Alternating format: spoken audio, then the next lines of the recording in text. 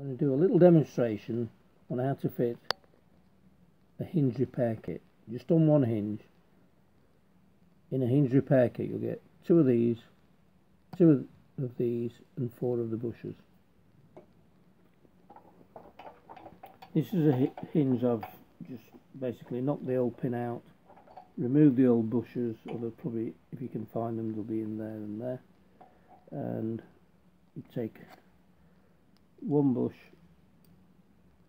press in there, and one bush and press in there. Okay, that goes back in there. I'll simply take the pin and press in. This being the top, the hinge pin's always going from the bottom and face upwards. Once that's in position, just tap the pin in. You can use a long punch.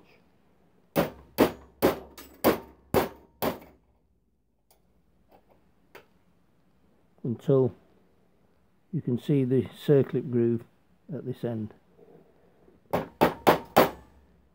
up snug. Take the circlip and just press that in place. Click it in place.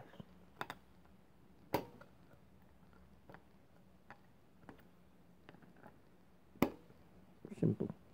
And then don't forget to lubricate it like so.